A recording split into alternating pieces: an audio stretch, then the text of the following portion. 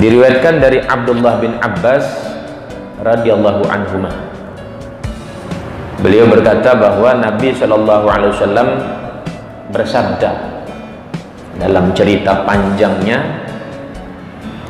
Nabi menceritakan kepada Abdullah bin Abbas, uridat alayyal umam, disodorkan, ditampakkan kepadaku daripada umat-umat yang ada.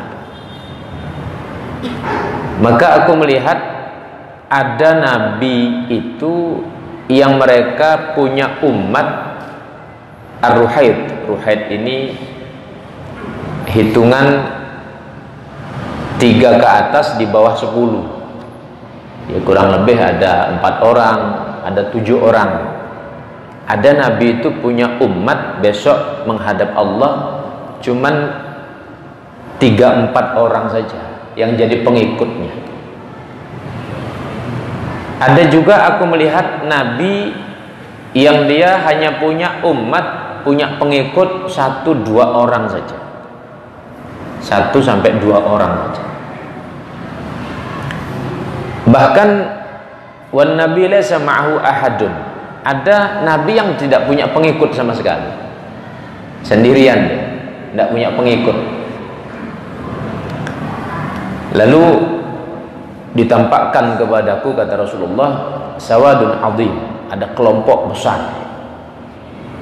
ada kelompok besar ditampakkan, dan aku menyangka bahwa annahum ummat,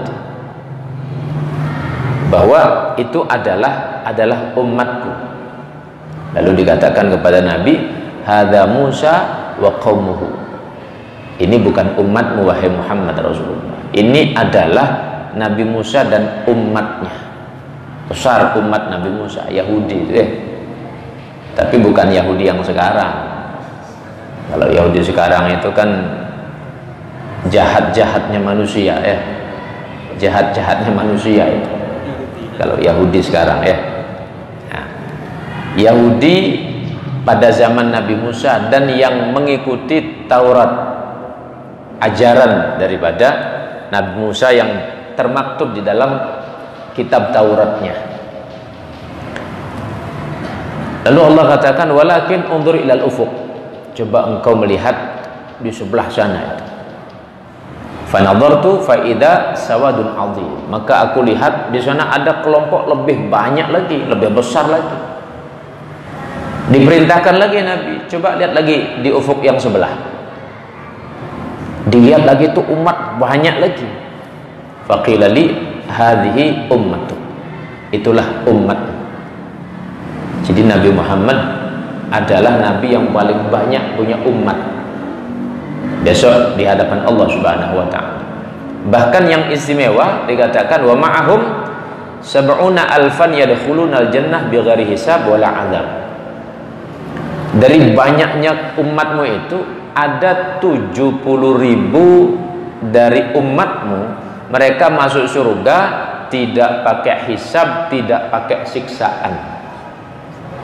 70.000 umatmu masuk surga tidak pakai hisab, tidak pakai siksaan.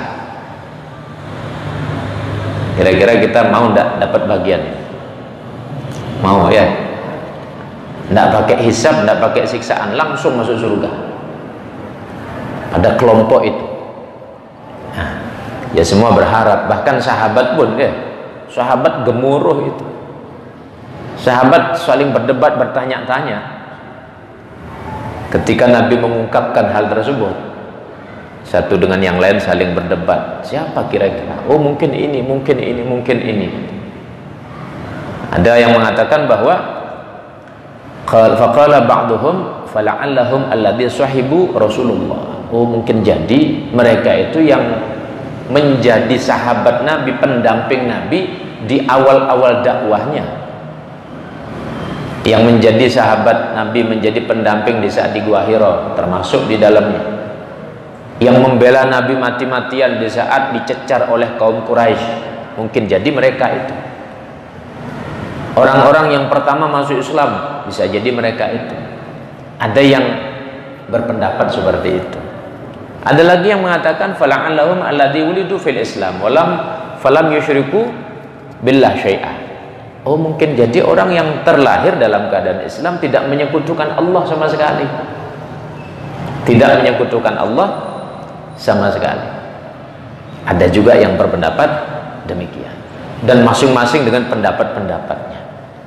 Rame sudah, penasaran mereka, siapa sih 70 orang yang masuk surga tidak pakai hisab, tidak pakai siksaan, 70.000.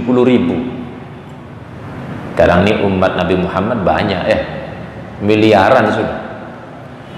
1400 tahun yang lalu sampai sekarang miliaran sudah, triliunan bahkan. Yang dapat jatah hanya 70.000. Nah, kira-kira kalau kita pikir masuk enggak kira-kira? Kampung Jawa ini masuk apa enggak? Ya. Ya cuman husnudzon saja ya. Prasangka baik saja, jangan bilang jauh ya. Prasangka baik saja. Cuman rupanya ada ciri-cirinya mereka itu. Ada ciri-cirinya ya. Nah, Nabi katakan, fakharaja alaihim Rasulullah sallallahu alaihi wasallam. Nabi keluar menemui mereka. Faqala, "Man ladzi takhuduna fi?" Nabi tanya, "Apa yang kalian bincangkan kok rame begitu? Yang kalian bincangkan satu dengan yang lain itu, apa yang kalian bincangkan?" Fa akhbaruhu, mereka kemudian ngasih tahu Nabi tentang perbincangan mereka. Faqala humul ladzina la yarqun wa la yastarqun wa la yatatayyarun wa ala rabbihim yatawakkalun. Mereka orang-orang yang tidak meruqyah dan tidak minta diruqyah, tidak tatayyur. Tatayyur itu orang yang menaruh nasibnya pada aktivitas burung. Wa ala rabbihim yatawakkalun. Dan orang-orang yang bertawakal hanya kepada Allah Subhanahu wa taala. Karena kan Allah Subhanahu wa taala menegaskan terkait dengan tawakal ini, wa 'alallah falyatawakkalil mu'minun. Dan orang-orang mukmin itu tawakalnya hanya kepada Allah Subhanahu wa taala. Nah, coba kita perhatikan orang-orang yang tidak meruqyah. Ini kita berbicara orang yang sempurna dan dapat jatah itu ya. Jatah 70.000 masuk surga tidak pakai hisab, tidak pakai azab. Jadi syaratnya memang imannya harus sempurna, tawakalnya benar-benar sudah kepada Allah. Maka ulama di sini mengomentari maksud tidak meruqyah, tidak minta diruqyah. Siapa mereka itu yang sebenarnya? Orang-orang yang mereka itu punya keunggulan iman dan kepasrahan yang penuh kepada Allah.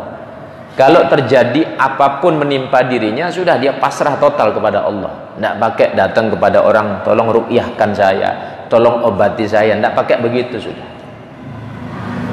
Artinya mereka ini benar-benar pasrah kepada Allah. Maka susah kalau kita mencari orang begini ini. Orang sekarang bingung datang ke dukun. Kadang orang pasrah sama paranormal. Sampai paranormal salah ngomong akhirnya mau dilapori kan. Kan ada sekarang peramal tuh siapa peramal perempuan itu, gara-gara dia meramalkan jatuhnya presiden mau dilapori dia kan ada sekarang tuh nah, tetapi orang-orang yang dimaksudkan masuk surga tidak pakai hisab, tidak pakai siksaan, orang jangankan peramal atau paranormal, kepada peruqyah yang benar saja mereka tidak mau datang. Nah, cuman di sini ulama membahas ruqyah yang benar itu ada dua saja. Yang pertama ruqyah dengan nama Allah, menggunakan nama Allah ataupun ayat-ayat Al-Quran atau hadis yang warid dari Nabi Muhammad SAW. Boleh, bukan tidak boleh ya, boleh itu. Hanya saja tidak masuk kriteria ini. Kalau dia masih melakukan hal tersebut, tidak masuk kriteria ini. Yang kedua, orang yang dia minta pertolongan pada Allah melalui wasilah, para nabi, para malaikat, dengan wasilah para ulama, ini dibenarkan dalam syariat, dibenarkan dalam syariat. Hanya saja tidak masuk dalam kriteria ini, karena hanya 70.000 orang jatahnya itu ya, 70.000 orang jatahnya itu. Jadi jatah yang sedikit kalau dibanding dengan miliaran umat Nabi Muhammad SAW. Maka kalau demikian, kemudian kriteria kita yang ada di kampung Jawa ini ada enggak yang begitu kira-kira? Ada, insyaallah ya. Ya kalau ada masuk berarti. Masuk berarti ya, besok meninggal enggak pakai hisab, masuk surga langsung. Kalau memang ada ya. Jadi pasrah total dia. Kena sakit apapun sudah, wa 'alallah falyatawakkalul mu'minun wa 'ala rabbihim yatawakkalun. Kepada Allah dia tawakal. Sudah enggak pakai sebab-sebab yang lain, dilepas sebab-sebab semuanya. Ini ada orang yang seperti ini ya. Nah. Lalu ada seorang namanya Ukasyah. Ukasyah ini Ukasyah bin Muhsin. Nah, di sini beliau seketika juga meminta pada Nabi, wahai Rasulullah, ud'u Allah an yaj'alani minhum. Wahai Nabi, doakan saya supaya saya dapat bagian itu, katanya. Nabi lalu mengatakan anta minhum, yang kau bagian dari golongan tersebut. Senang beliau ya, engkau bagian dari golongan itu. Berdiri lagi sahabat yang lain, wahai Nabi, doakan saya supaya dapat bagian. Oh, engkau sudah kelewatan, kalah dengan Ukasyah, sudah didahului Ukasyah, kau sudah dapat bagian, kata. Sahabat sudah dapat bagian, apalagi kita ya. Sahabat sudah dapat bagian. Cuman istimewanya Ukasyah ini apa? Nah, di sini diceritakan Ukasyah ini salah satu sahabat yang punya keutamaan di hadapan Nabi dalam jihadnya. Keberaniannya tidak diragukan lagi sudah. Keberaniannya, kemudian kedekatannya dengan Nabi, loyalitasnya dengan Nabi tidak diragukan. Dalam peperangan, beliau yang pernah dikasih sebatang kayu oleh Nabi karena berperang sampai pedangnya patah. Sampai pedangnya patah, putus sudah pedangnya, bingung beliau. Lalu ngomong sama Nabi dikasih kayu. Wahai Ukasyah, kau ambil kayu ini. Diambil kayu itu kemudian berubah jadi pedang. Namanya pedangnya Al-Aun. Al-Aun namanya pedangnya. Itu dipakai babat musuh. Maka Nabi ngacungi jempol keberaniannya, loyalitasnya dengan Nabi. Tapi tawakalnya juga, Masya Allah, Ukasyah ini. Tawakalnya Masya Allah juga beliau. Nah, maka beliau termasuk orang yang mendapatkan bagian daripada jatah 70.000 orang yang masuk surga tidak pakai hisab, tidak pakai siksaan, tidak pakai azab. Nah, jadi jika kita mampu memenuhi 3 syarat ini, la yarqun wa la yastarqun wa la yatatayyarun, termasuk ngundi nasib di dalamnya tidak melakukan hal-hal tersebut. Ya tentu hal ini dijauhi, sekaligus ya pondasi dasar ibadah dipenuhi juga, sholatnya, puasanya, zakatnya dan hajinya kalau memang sudah waktunya. Lalu tambah syarat 3 perkara ini. Yang keempat, wa 'ala rabbihim yatawakkalun. Ada 4 syarat. Kalau dia penuhi 4 syarat ini, masuk. Tapi kalau tidak dipenuhi, ya dihisab dulu ya. Hisab dulu. Kalaupun nanti hisabnya rupanya berat, yang jeleknya lebih banyak, ya tidak apa-apa, dipanggang dulu di neraka ya. Bakar dulu sebentar-sebentar. Ya, dibuat sate lah ya. Ya, diguling sama malaikat. Diputer-puter di dalam neraka ya. Sudah gosong baru masuki telaga Kautsar, dicuci dulu di sana. Masih belum bersih, gosongi lagi ya. Gosongi lagi. Karena membersihkan sesuatu kan kalau ada besi berkarat, penuh dengan karat ya.